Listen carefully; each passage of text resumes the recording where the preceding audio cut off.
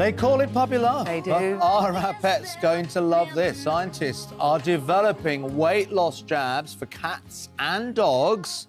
I'll say that again, weight loss jabs for cats and dogs, except instead of a weekly injection, they would receive an implant. Now, if trials are successful, the drug could be on the market as soon as 2028. A staggering 50% of dogs in the UK are overweight. So is there an actual need for it? Is this real puppy love? Yeah.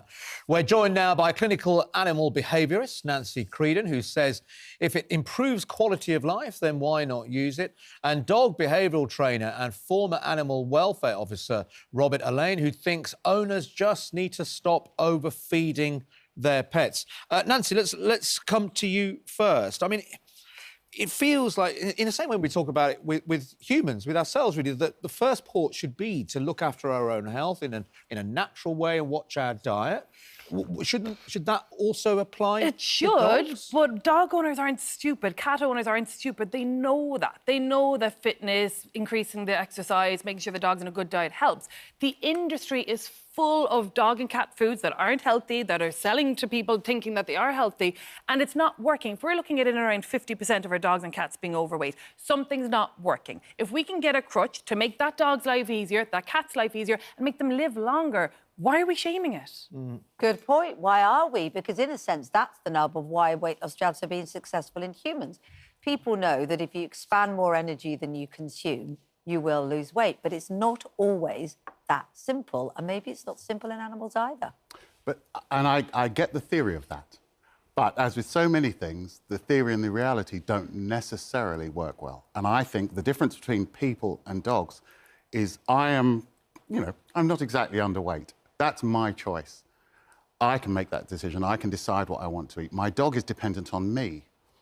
I decide what he can and eat. So my dog won't be overweight because he's picking at the biscuits. He's overweight because I'm feeding him the biscuits. And my concern with this implant is it actually means I can feed him more rubbish.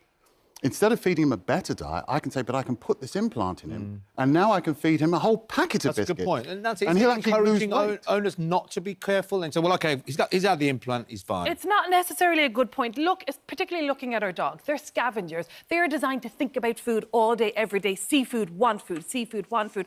Imagine then saying to that dog, for the next 6 months, we're restricting your diet. You're watching us eating our steak. You're sitting there with your dry biscuits. Well, hang on. That dog's I've done suffering. that. But the weight jabs will help the dog not feel hungry. The dog But isn't hang choosing on, to go on a diet. a lot of owners will do that. I mean, I look after a dog called Robin, and actually we were told about a year ago that he was a little bit overweight, and we had to stick to, I think it's 70 grams of dry food. And I think a lot of the time, owners sometimes just fill the dog bowl up and go, well, there you go, Absolutely. and then forget the amount of treats you give. But actually, by sticking to a really strict one and making sure he only got 60, 70 grams or whatever it was, he actually has lost a lot of weight in a short space of time. Did he enjoy the Didn't you find process? it very It is- hard? The world's gone mad. Exactly. We're He was acting like this is a new thing, like dogs have just suddenly developed this problem. No, the problem is with the person feeding it. That's always been the case. We've always had a choice of whether to feed them appropriately or inappropriately. This is not a new thing, but this implant doesn't deal with the problem, it deals with the symptom. So we say, well, let's just put this thing in him and pretend that he doesn't have a problem. And one of the ways we often know whether our dog is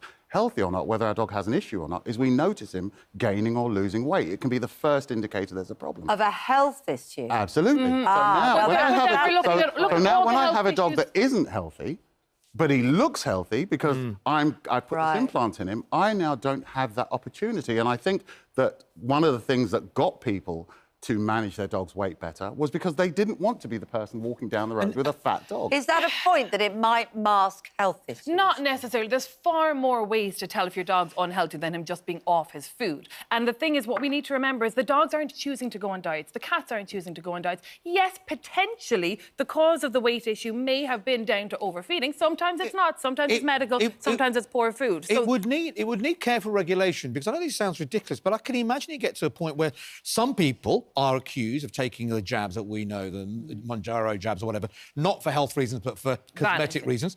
My God, could we get that with dogs? And the people go, actually, I'd rather have my dog to be a bit thinner looking, look better on Instagram. I'm going to get him the implant. I think there's a big difference between wanting your dog to be a little bit trimmer and cutting back on the treats and a dog that is suffering with weight problems that is going to cut 2 years off their life. If I could add 2 years to that dog's life by helping them comfortably lose weight without the suffering of the hunger that comes with it, I would do it for that dog's welfare. So I know a lot of wonderful vets, and there are a lot of them out there who are really, really responsible, who will say, listen, you just need to give the dog better food and more exercise. It might be that these owners aren't taking the bets. Look, this is a fascinating debate. It's unlikely for another 2 years, so we can carry on debating it. But we did ask you online, is it OK to give pets weight loss drugs? So far, only 13% of you said yes, so they're mainly agreeing with you.